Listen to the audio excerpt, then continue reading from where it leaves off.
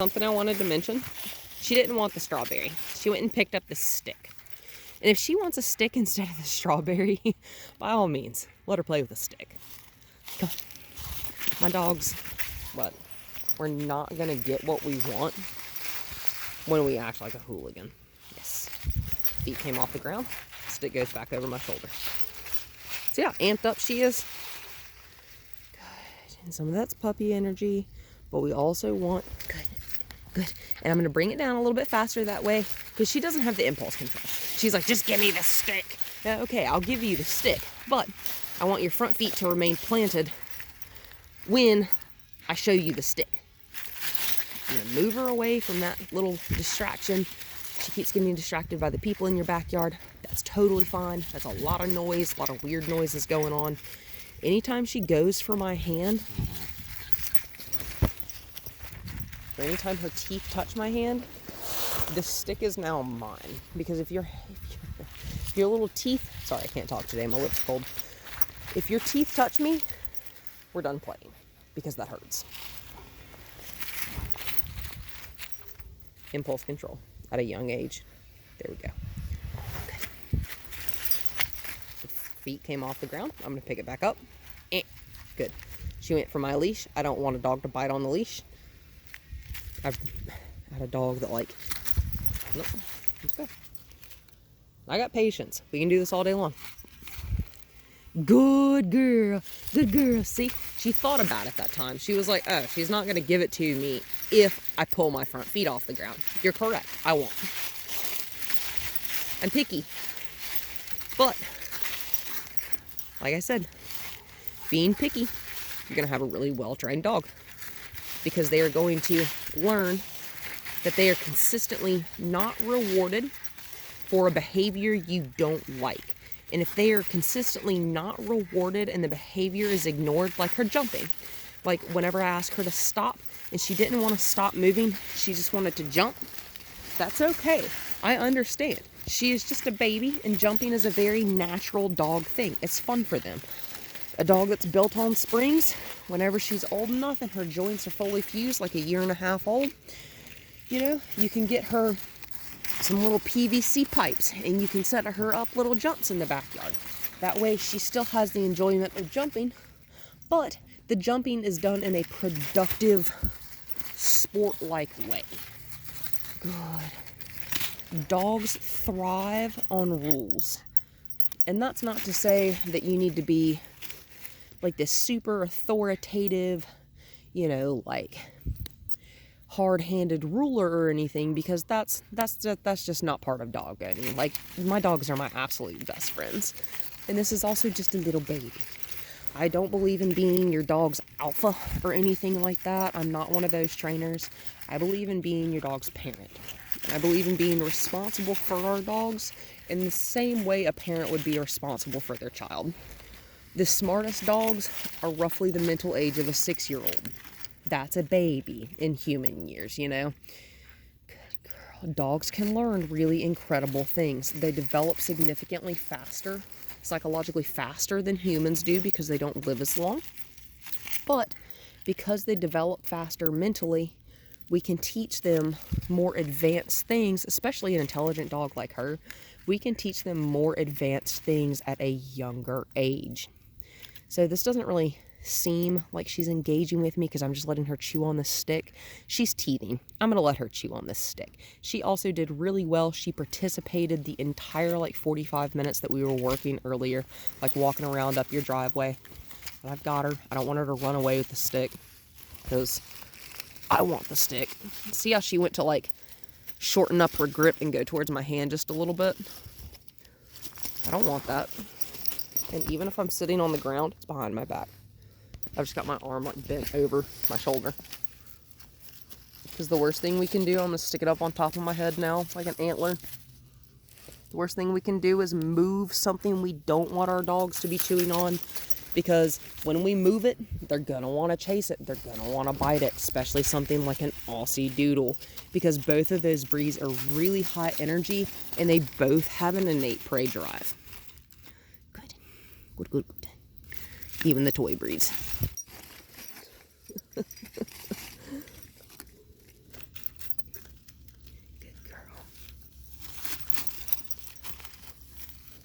This is her reward. This is how we wind down a session.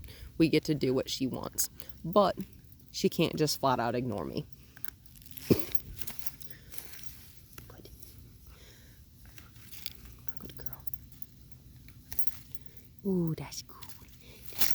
I'm going to move the stick because I want her to engage with the stick that I have, because I want her, excuse me, I want her to engage with me and with what I have. And I'm letting her have this. If I didn't want her to have it, I'm going to take it away. I'm going to stick it up on top of my head like an antler. Hi, good girl. She's not jumping towards me. I like that. I'm going to give it back. I like that. I like that a lot. If you look on my Facebook, I actually posted a video yesterday of all of my dogs. I just given them bully sticks. And whenever my dogs receive a chew like that, whether it be an antler, a horn, you know, like a Kong type dealio, or, you know, something like a bully stick, like a natural chew, I'm going to pick it up. I'm going to take it away for just a brief second. And I'm going to give it right back.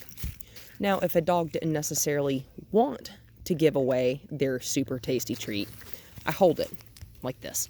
As long as I don't think the dog is going to aggressively bite me, I hold it like this. If you are, you know, I don't really think there's a mean bone in this dog. So I don't think this dog would ever bite you. You know what I'm saying? Like bite you to be mean, or bite you with the intention to hurt you or to cause harm. Say you're too sweet for this. But I also don't want a dog. So I'm gonna see what she does. I'm just gonna give it to her. Let's stick my hand under her face.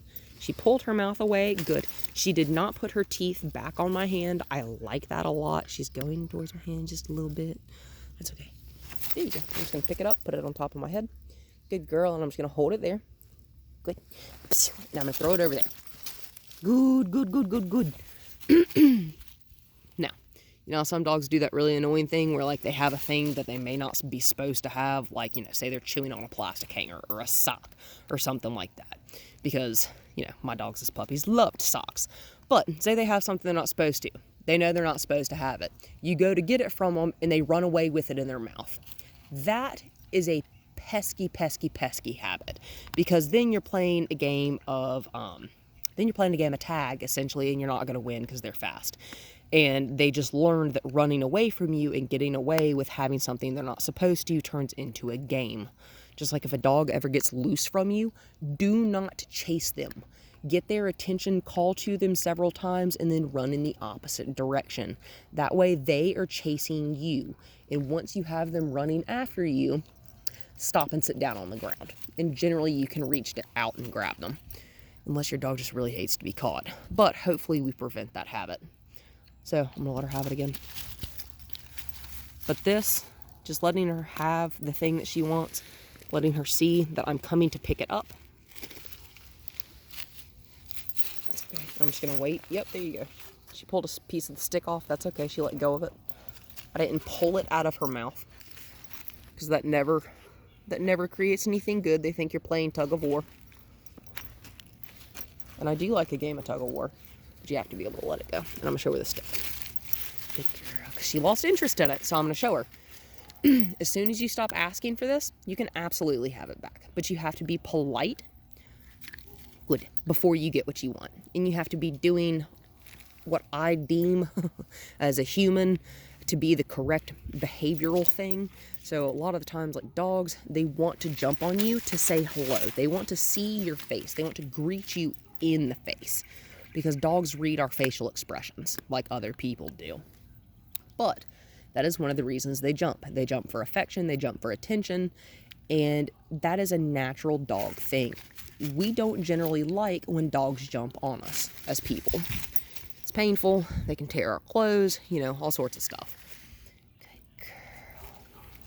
But dogs also seem to like to bark incessantly sometimes at, you know, passersby outside the window, deer, birds, anything that moves for some dogs. We as people don't really like a dog to be consistently barking. So we have to show them and teach them what we deem socially and like what we deem as acceptable as good manners. Because what they think is good manners is not what we think is good manners. You're such a good baby. I'm gonna let her have it. I like that she stays right there. She doesn't immediately take off and run with it. I like that. You are a good baby. You are a good baby, Miss Daisy. I'm gonna see her. I'm gonna let her see that my hand is coming in. I'm gonna touch it. I'm gonna grab it. Good. She bit a piece off. That's okay. Hold it on top of my head. She's jumping on my back, and that's okay. I'm just gonna lean forward. Good. Good girl. And I'm gonna let her have it again. Good girl. See how that works? Give and take. Give and take. It's got to be mutual. Because if we take from our dog and we ask them to do all sorts of things, and we're not reciprocating that amount of effort that they're putting into us, they're not going to want to put in as much effort as we want them to into working with us. Because dog will get frustrated just like a child will. And say, the last thing we ever want is for a dog to become bored enough or confused enough or frustrated with training to where the training is not fun. That's why it's important to really wind down a session for at least 10 to 15 minutes with doing something that she really enjoys doing. Just let her be a dog. And eventually we're going to go out to places like parks and stuff like that. And generally in the last 15-20 minutes, depends on, how hard the actual workout was, depends on how long I let them cool down.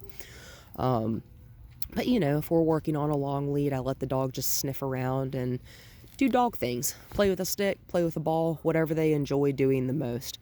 Right now, she likes teething. She's a baby. That's fine. You want to chew on something? We can chew on something. When she's a little bit older, she may enjoy playing fetch, and that's totally fine. One of my dogs likes to run around and engage with me. One of my dogs likes to run around and sniff. That's totally fine. That's how they cool down.